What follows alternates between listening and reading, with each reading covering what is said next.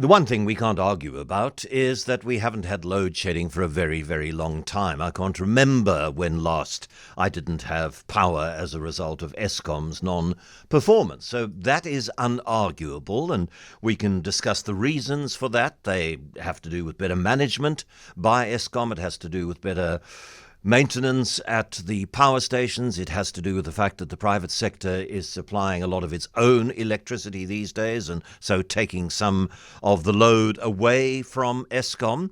And Eskom has this thing called the energy availability factor. So if all of its power stations, coal, hydroelectric, gas, diesel, were all firing perfectly, then they would have an energy availability factor of 100%. And they have a target, which Susan Comrie in a piece on Amabungani describes as unrealistic, of 80%. But, Susan, good afternoon, they are quite significantly up from the historic lows on the EAF. Hi, John. Yeah, absolutely. Things are definitely, undeniably have improved. We've gone from an EAF of 55% in 2023. We're now up to 62%. But that doesn't really give you the full picture, because what's happening is Eskom bundles all of its different power stations, all of its different technologies into one single number. And when you pull it apart, you get a far more realistic picture, a far more interesting picture of how things like the all-important coal fleet is performing. And what we saw from the figures when we did that exercise of taking this data, which Eskom had agreed to give us, and pulled it apart, is that the coal fleet is performing at around 58%. Now, the question is, if they're only available to produce power 58% of the time, this was in the average for 2025, what are they spending the rest of the time doing? Well, they are doing planned maintenance, and they are fixing things that broke that weren't supposed to break. Yeah, absolutely. So that's how you sort of measure it, is how much time are they spending, doing the good stuff, planned maintenance, doing the sort of equivalent of an annual service on your car, and how much time is the plant actually spending broken down? And that's where the numbers get really interesting. Our breakdowns at Eskom on the coal fleet are still incredibly high. The highest Arnott power station in 2025, it spent 46% of the time in a state of breakdown. Those are incredibly expensive breakdowns to repair the plant. It also means that it's producing less power, which means you have to load more costs onto those few molecules of electricity that you can sell. And ultimately, the end user, the customer, we pick up the tab for that. And it is, as you point out, the older, and this makes obviously intuitive sense, that the older power stations are the ones that are performing the worst. And I was staggered reading some of the amounts of money that are needed to fix something which, on the face of it, and the description of what the breakdown fault is, you go, how can that possibly cost R1 billion to fix? But that's what it's costing. Yeah, absolutely. I mean, that's one of the things that I think where Eskom could be more transparent. They have been very transparent in providing this data to us, but they could be more transparent in providing the cost of per power station, what the cost of the electricity is that's produced at every single one of these power stations, so that we can really figure out whether this is something that we want to keep doing. It's just pouring, hundreds of millions and sometimes billions of rands into these power stations.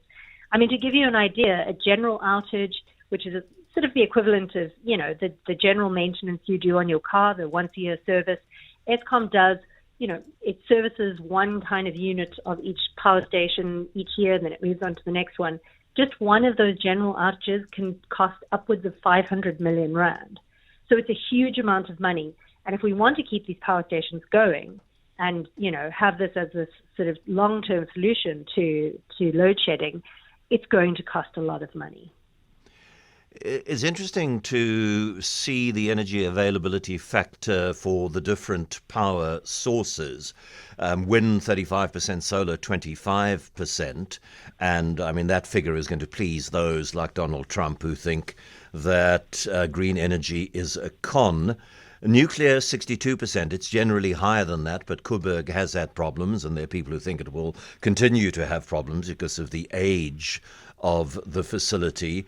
Pumped storage at 91%, hydro at 97%, and gas at 90%. So those are the three most efficient, but there's not much room to expand hydro and pumped storage, I've been told by energy experts in previous conversations. And of course, gas is, we keep talking about the gas cliff and all of these things. So even though gas is very reliable, it can be very expensive, and the supply chain is not as consistent and sustained as one would like. Yeah, I mean, the breaking down the different types of energy and how they perform, the different types of technology, has been a really interesting exercise. I think people have this idea that the coal fleet is this sort of, base load power. You can have power anytime you want. Well, when when the fleet on average is averaging 58%, that's just not the case. Now, wind and solar, as you say, that's sort of, we don't measure them in energy availability factors. We measure them in capacity factors, which skews the number slightly. If you look at the capacity factor of coal, it is lower than 58%, if you really want to compare apples with apples. But essentially, that gap between something like wind and coal is closing rapidly. There just isn't a sort of massive gap anymore between them, particularly as the coal fleet ages and renewable technology gets better. I mean, it's one of the arguments that I've always made is that, we like to think of coal as so reliable, but when a power station is spending 40% of its time in a state of breakdown, you don't get any warning about when that breakdown is coming. By comparison, I have a pretty good idea whether it's going to be sunny in the Northern Cape tomorrow or windy in the Eastern Cape. And so that's really the most fascinating kind of thing of looking at this data, is you see the different technologies starting to the gap between them closing, which then obviously makes the debate about our energy future so much more interesting. Thank you very much to Susan Comrie, who is an investigative journalist with Amabungani, and well done to Eskom for providing these figures to them, being transparent in this way. And you can either go to Amabungani's website if you'd like to see the graphs and read a little bit more, or if you are a subscriber to News 24, the piece is available there as well.